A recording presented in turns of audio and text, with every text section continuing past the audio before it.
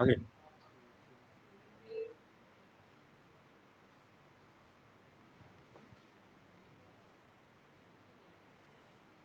नमस्कार। DElEd online classes में आपका स्वागत है। आज हम सेकेंड सेमेस्टर के सोशल स्टडी पे में हम वातावरण, वायुमंडल का संगठन तथा संरचना विषय पे बातचीत करेंगे। अभी 5 जून को विश्व पर्यावरण दिवस के रूप में हम लोग मनाए। तो पर्यावरण हमारे लिए कितना महत्वपूर्ण है और पर्यावरण के अंदर जितने भी संगठक हैं वो कितने हमारे लिए महत्वपूर्ण हैं इस पृथ्वी के जीवन यापन के लिए, पृथ्वी के जीवन के लिए, इस पे हम प्रकाश डालेंगे। तो ये एक विचारणीय प्रश्न है कि क्या कोई व्यक्ति वायु के बिना रह सकता है? हम लोग दिन में 2-3 बार भोजन करते हैं, कई बार पानी पीते हैं, लेकिन सांस लगभग प्रत्येक सेकंड लेते हैं। जीवित रहने के लिए वायु सभी जीवों के लिए आवश्यक है। मनुष्य जैसे कुछ जीव बिना भोजन और पानी के लिए कुछ समय तक जीवित रह सकते हैं, लेकिन सांस लिए बिना कुछ मिनट भी जीवित रहना संभव नहीं। यही कारण है कि हमें वायुमंडल का विस्तृत ज्ञान होना चाहिए। वायुमंडल विभिन्न प्रकार के गैसों का मिश्रण है और यह पृथ्वी को सभी ओर से ढके हुए एक एनवलप के रूप में, पृथ्वी की एनवलप के रूप में हमारा वायुमंडल है। इसमें मनुष्यों, जीव जंतुओं के जीवन के लिए आवश्यक गैसें, ऑक्सीजन, पौधों के जीवन के लिए कार्बन डाइऑक्साइड,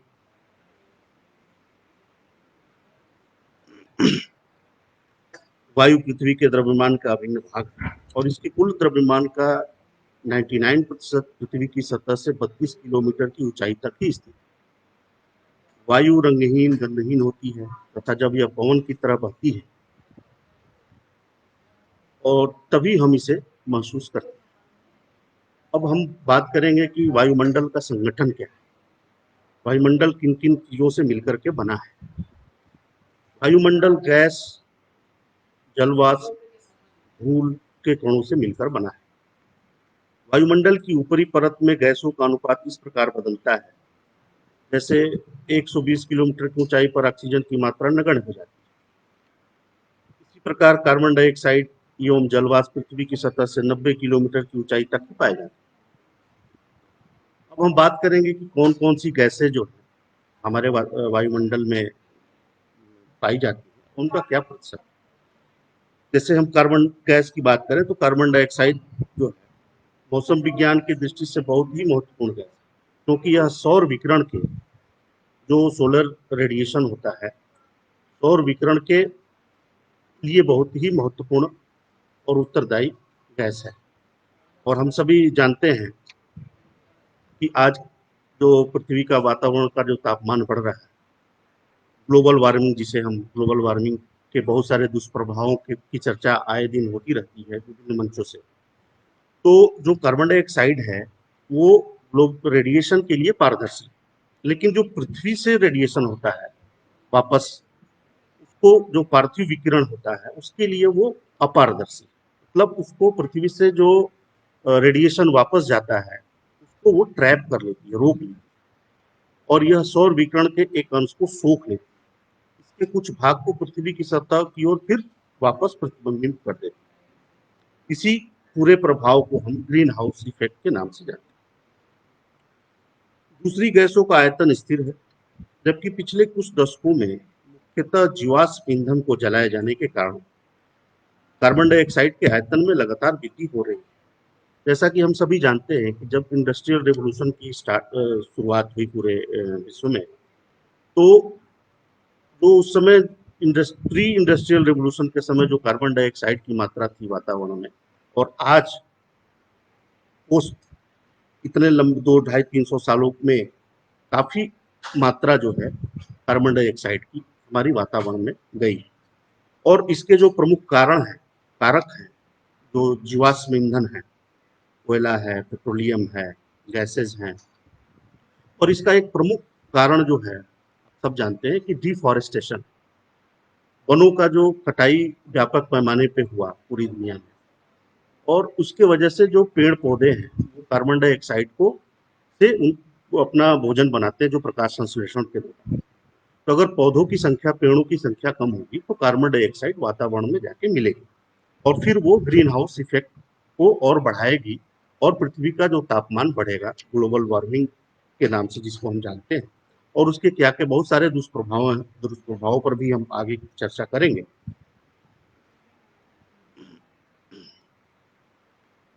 उसके बाद एक ओजोन वायुमंडल का दूसरा महत्वपूर्ण घटक है जो पृथ्वी की सतह से 10 से 50 किलोमीटर की ऊंचाई के बीच पाया जाता है। और ओजोन के बारे में भी सब जानते हैं कि यह एक फिल्टर की तरह कार्य करता है। सूर्य से निकलने वाली जो परावैंगनिक किरणें, अल्ट्रावायलेट वेव्स को ये एब्जॉर्ब कर लेता है और उनको पृथ्वी की सतह पर पहुंचने से रोकता है। तो ओजोन ओजोन का बहुत ही महत्वपूर्ण रोल है हमारे वातावरण को शुद्ध और स्वस्थ बनाने में। ओजोन से रिलेटेड जो कुछ बातें हैं उसको उस पर हम थोड़ा सा और प्रकाश डालने की कोशिश करेंगे।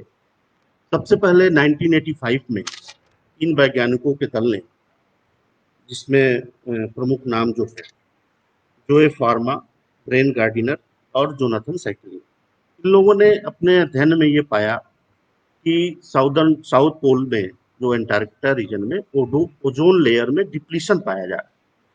मतलब ओजोन की जो परत है वो दरक रही, पतली हो रही, और छेद भी उन्होंने उसको होल, ओजोन होल भी उन्होंने खोजा।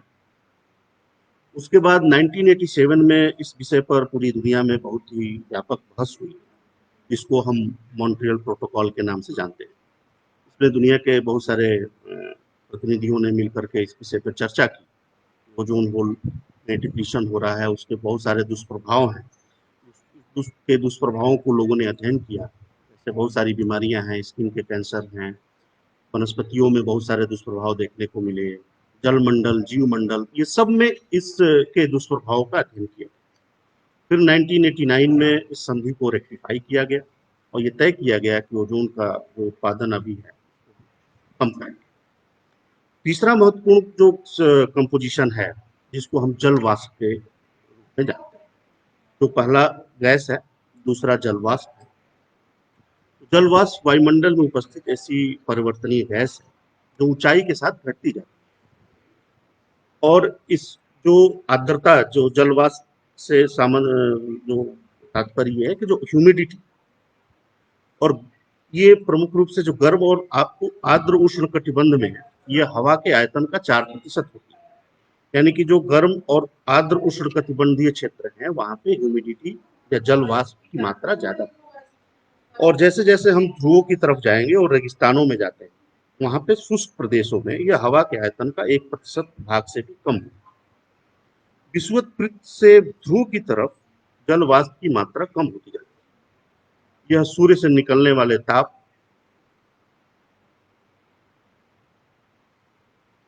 के कुछ भागों को अवशोषित करती है तथा पृथ्वी से निकलने वाले ताप को संग्रहित करती है।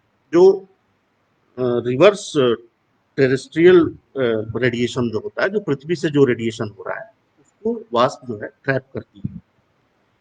इस प्रकार यह एक कंबल की तरह कार्य करती है। जो पृथ्वी से वापस जो टेम्परेचर गया उसको ये ट्रैप कर करके और एक पूरे पृथ्वी के तापमान को बनाए रखने का काम करती है, कंबल की। और पृथ्वी को न इसके वजह से पृथ्वी अधिक न गर्म होती है और न ही अधिक ठंडा होने देती है। जल वाष्प वायु को स्थिर और अस्थिर होने में भी योगदान देती है। और भी इसके बहुत सारे एलिमेंट्स हैं। जो हम अगर क्लाइमेट की बात करें तो क्लाइमेट में वाटर वेपर्स का बहुत ही बड़ा इंपॉर्टेंट रोल है। जो बहुत सारी जो हमारी गतिविधियां होती हैं क्लाइमेट की, उसमें एक मेजर कंपोनेंट के रूप में हम जल वाष्प के रूप में जानते हैं। तीसरा जो कण है, तीसरा जो महत्वपूर्ण कंपोनेंट्स है एटमॉस्फेयर का, वो है धूल के कण। वायुमंडल में छोटे छोटे ठोस कणों को भी रखने की क्षमता होती है। ये छोटे कण विभिन्न स्रोत जैसे समुद्री नमक, सॉल्ट जो है, महीन मिट्टी के धुएं, धुएं की कालिमा, राख, पराग, धूल और उल्का पिंडों के रूप में कण में निकलते हैं। और इस धूल के कण को हम आसानी से अपने एक छोटे से उद्योग में या घरों में हम सब देखते हैं कि अगर खिड़की खुली होती है और सूर्य की रोशनी आती है और उस लाइट बीम के अंदर बहुत सारे डस्ट पार्टिकल, छोटे छोटे माइन्यूट पार्टिकल तैरते हुए दिखते हैं, सस्पेंशन की अवस्था में वो रहते हैं। और धूल कण प्राय जो है वायुमंडल के निचले भाग में मौजूद होते हैं, फिर भी संवहनी वायु प्रवाह इन्हें काफी ऊंचाई तक ले जा सकता है। हवा के प्रभाव से ये वातावरण के ऊपरी सतह पर भी जाते हैं। धूल कणों का सबसे अधिक जमाव जो है, अगर हम देखें तो उपोष्ण और शीतोष्ण प्रदेशों की सूखी हवा के कारण होता है, जो विषुवत और ध्रुवीय प्रदेशों की तुलना में यहाँ अधिक मात्रा में होते हैं। धूल और नमक के कण जो है आर्द्रता ग्राही केंद्र की तरह कार्य करते हैं, जिसके चारों ओर जल वाष्प संघनित होकर के बादलों का निर्माण करता है। तो वातावरण में जो हमारा एटमॉस्फेयर है उसमें जो डस्ट पार्टिकल है इनका बहुत ही बड़ा पॉजिटिव रोल है बादलों के निर्माण में। जो कंडेंसेशन होता है, जो ये एक ह्यूमिडिटी को आर्द्रता ग्राही केंद्र की तरह डेवलप होते हैं और इनके चारों ओर जलवाष्प संघनित होकर के बादलों का निर्माण करते हैं और फिर बादलों से हमें बारिश होती है और पानी मिलता है। इसके बाद हम बात करेंगे इसका जो संरचना है, वायुमंडल की संरचना। वायुमंडल अलग अलग घनत्व, तापमान, विभिन्न परतों का बना होता है। पृथ्वी की सतह के पास का जो वायुमंडल है उसका घनत्व तो अधिक होता है, जबकि ऊंचाई बढ़ने के साथ साथ यह घटता है। तापमान की स्थिति के अनुसार वायुमंडल को बेस्ड ऑन टेम्परेचर हम लोग 5 भागों में बांटते हैं। ये सब पहला जो है वो क्षोभ मंडल है, जिसको हम ट्रोपोस्फियर कहते हैं। दूसरा समताप मंडल, तीसरा मध्य मंडल, चौथा वायुमंडल और पांचवा बहिर्मंडल। क्षोभ मंडल और समताप मंडल ही बहुत महत्वपूर्ण, जिनकी मानव जीवन की गतिविधियों में इनका बहुत बड़ा महत्वपूर्ण रोल है। क्षोभ मंडल, जिसको ट्रोपोस्फियर कहते हैं, ये वायुमंडल के सबसे निचले स्तर पे होता है। जो अगर पृथ्वी की सतह से एक सर्टेन दूरी के में जो हमारा वातावरण है, वायुमंडल है, उसको मंडल कहते हैं। और इसकी सतह से ऊंचाई लगभग 13 किलोमीटर है और यह ध्रुव के निकट, ये अलग अलग जगहों पे पृथ्वी के इनकी ऊंचाई अलग अलग। ध्रुव के निकट जैसा कि हम जानते हैं कि 8 किलोमीटर और विषुवत वृत्त पर यह 18 किलोमीटर की ऊंचाई तक पाई जाती है। क्षोभ मंडल की मोटाई विषुवत वृत्त पर सबसे अधिक होती है, क्योंकि तेज प्रवाह के कारण ताप का अधिक ऊंचाई तक संवहन किया जाता है। इस संस्तर में धूल कण का जलवाष्प मौजूद होता है। मौसम में परिवर्तन इसी संस्तर में होता है और इस संस्तर में जो, जैसा कि हमने कहा कि जो वातावरण में जो वायुमंडल के अंदर जो क्लाइमेटिक चेंजेस होते हैं और ये क्लाइमेट के लिए ये बहुत ही महत्वपूर्ण लेयर है ट्रोपोस्फियर। और यहाँ पे एक जैसे जैसे हम ऊपर जाते हैं तापमान जो है घटता जाता है। इसको हम नॉर्मल लैप्स रेट के नाम से जानते हैं और ये प्रत्येक 165 मीटर की ऊंचाई पर जो तापमान जो है 1 डिग्री सेंटीग्रेड घट जाता है। जैविक क्रिया के लिए यह सबसे महत्वपूर्ण स्तर है, जैसा कि हम जानते हैं। क्षोभ मंडल और सप्ताप मंडल को अलग करने के लिए एक क्षोभ सीमा, इसके बाद जो नेक्स्ट लेयर है जिसको हम सप्ताप मंडल कहते हैं, तो उसके बीच में एक ट्रोपोपॉज क्षोभ सीमा है, वो इन दोनों को डिवाइड करती है। विषुवत वृत्त के ऊपर क्षोभ सीमा में हवा का तापमान हम देखें तो -18 डिग्री सेंटीग्रेड और ध्रुव के ऊपर जो है 45 डिग्री सेंटीग्रेड, -45 डिग्री सेंटीग्रेड होता है। यहाँ पर तापमान स्थिर होने के कारण इसे क्षोभ सीमा कहा जाता है। समताप मंडल इसके ऊपर 50 किलोमीटर की ऊंचाई तक पाया जाता है। समताप मंडल का एक महत्वपूर्ण लक्षण यह है, इसमें ओजोन परत पाई जाती है और यह परत पराबैंगनी किरणों के लिए को अवशोषित करके पृथ्वी को ऊर्जा के तीव्र और हानिकारक तत्वों से बचाती है। ये जो स्ट्रेटोस्फियर है, समताप मंडल, यहाँ पे ओजोन लेयर पाई जाती है और जैसा कि मैंने पूर्व में भी कहा कि ओजोन कि डिप्लीशन से क्या क्या दुष्प्रभाव हो रहे हैं और ये क्यों ये लेयर हमारे लिए बहुत ही महत्वपूर्ण है। इसके बाद मध्यमंडल तापमंडल के ठीक ऊपर 80 किलोमीटर की ऊंचाई तक फैला होता है। इस संस्तर में भी ऊंचाई के साथ साथ तापमान में कमी होने लगती है और 80 किलोमीटर की ऊंचाई तक पहुंचकर यह 100 डिग्री सेंटीग्रेड हो जाता है, -100 डिग्री सेंटीग्रेड हो जाता है। मध्यमंडल की ऊपरी परत को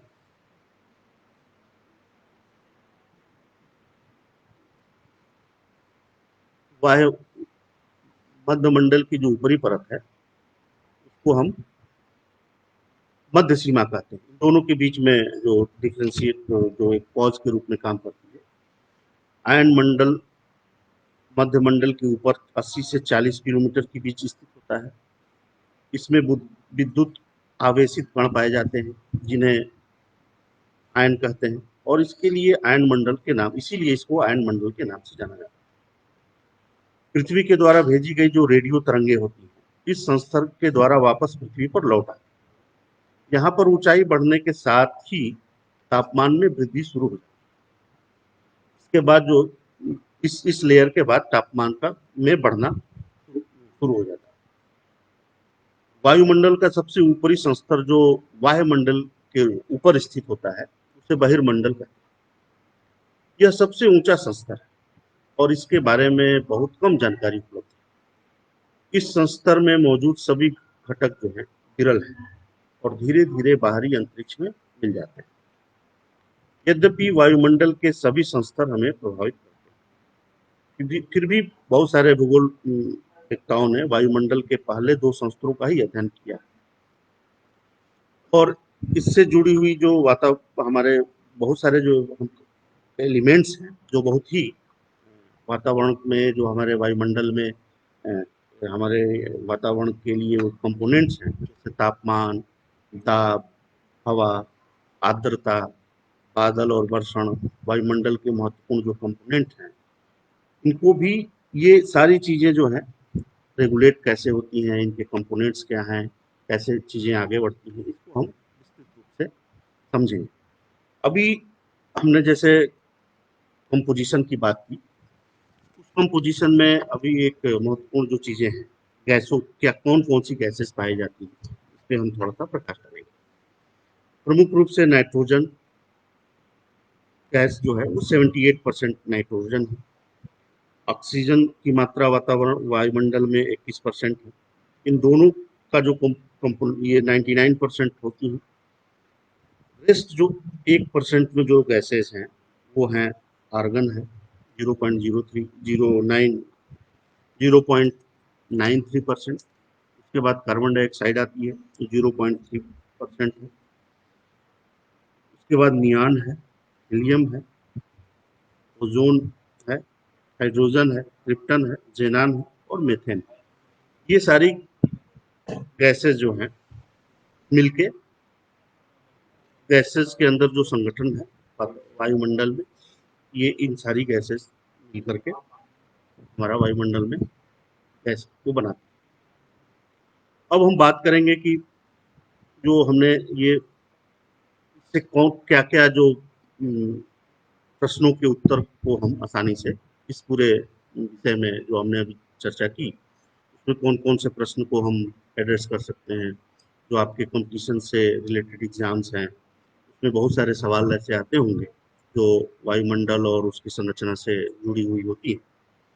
जैसे अगर हम बात करें तो कौन गैस से जुड़ी हुई जो सवाल है कि निम्नलिखित में से वायुमंडल में सबसे अधिक मात्रा में पाई जाने वाली कौन सी गैस मौजूद है। अगर इसको हम एक होमवर्क के रूप में या टास्क के रूप में आपको दें और आगे इस पे आप अध्ययन सोचिए, प्रश्नों के उत्तर को खोजिए कि कौन सी गैस वायुमंडल में सबसे अधिक मात्रा में पाई जाती है। अगर ऑप्शन के रूप में आपको दें ऑक्सीजन है, आर्गन है, कार्बन डाइऑक्साइड है, नाइट्रोजन।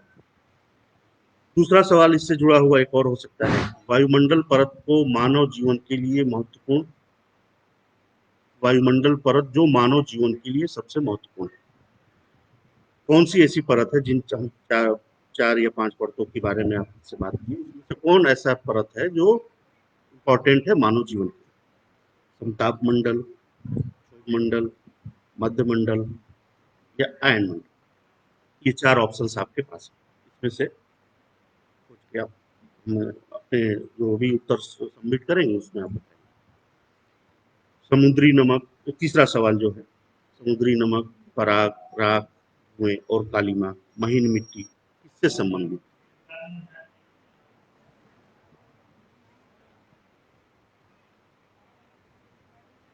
गैस, जलवाष्प, धूल के कण, उल्कापात, ये 4 ऑप्शंस आपके सामने दिए गए हैं। और निम्नलिखित में से कितनी ऊंचाई पर, जो चौथा सवाल है उससे आप उत्तर खोजिएगा कि निम्नलिखित में से कितनी ऊंचाई पर ऑक्सीजन की मात्रा नगण्य हो जाती है? 90 किलोमीटर, 100 किलोमीटर, 120 किलोमीटर, 150 किलोमीटर, ये 4 ऑप्शंस इसमें से आपको अपने उत्तर खोजने। निम्नलिखित में से कौन सी गैस सौर विकिरण के लिए पारदर्शी है और पार्थिव विकिरण के लिए अपारदर्शी? निम्नलिखित में से कौन सी गैस सौर विकिरण के लिए पारदर्शी है और पार्थिव विकिरण, जो टेरेस्ट्रियल रेडिएशन होता है, पृथ्वी से जो विकिरण होता है, उसके लिए अपारदर्शी? ऑक्सीजन, नाइट्रोजन, हीलियम और कार्बन डाइऑक्साइड। इसी प्रकार बहुत कुछ सवालों के उत्तर आप असाइनमेंट के रूप में तैयार करिए, इसको सबमिट करिए अपने कंसर्निंग डाइट्स में। जैसे कुछ सवाल ऐसे भी हो सकते हैं कि वायुमंडल से आप क्या समझते हैं, वायुमंडल का क्या महत्व है, वायुमंडल हमारे लिए क्यों महत्वपूर्ण है, इस तरह के कुछ सवाल जो हैं इसके उत्तर आप खोजिए। मौसम एवं जलवायु के तत्व कौन कौन से हैं, कौन कौन से ऐसे तत्व हैं जिनसे हमारा मौसम, क्लाइमेट परिवर्तित और महत्वपूर्ण कारक हैं जो हमारे इन चीजों को प्रभावित करते हैं। वायुमंडल की संरचना के बारे में आप लिखें, वायुमंडल की जो स्ट्रक्चर है, जो जितनी लेयर्स हैं, उनके बारे में आप लिखिए, उसके चित्र बनाइए। वायुमंडल के सभी संस्त्रों में क्षोभ मंडल, जो ट्रोपोस्फियर जिसको कहते हैं, सबसे अधिक महत्वपूर्ण क्यों? जितनी भी लेयर हमने पढ़ा उसमें अभी हमने चर्चा भी की कि ये जीवन जीवन के लिए या मानव के लिए ये बहुत महत्वपूर्ण है। क्यों महत्वपूर्ण है, इस पर आप खोजिए। इसी तरह से कुछ और भी सवाल आप लिख सकते हैं।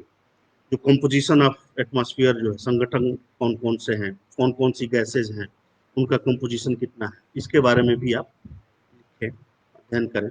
तो ये आपको आगामी परीक्षाओं के लिए भी बहुत लाभदायक होगी। वायुमंडल की संरचना का चित्र भी बना करके उसको व्याख्या कर सकते हैं। बहुत सारी किताबों में जो टेक्स्ट बुक्स हैं उसमें उनके चित्र भी दिए हुए हैं, उन चित्रों का अध्ययन करिए और बनाइए। तो अभी हमने ये एक तरह से वातावरण, जो वायुमंडल के कंपोनेंट्स क्या हैं, उसकी संरचना क्या है, वातावरण में जो हमारा वायुमंडल है उस वायुमंडल में जो कंपोनेंट्स हैं, और ये किस तरह से हमारे जीवन को, पृथ्वी के जीवन यापन को, जीवमंडल को, जैवमंडल को कैसे प्रभावित करते हैं, इस पर हम आगे और विस्तृत रूप से चर्चा करेंगे। धन्यवाद।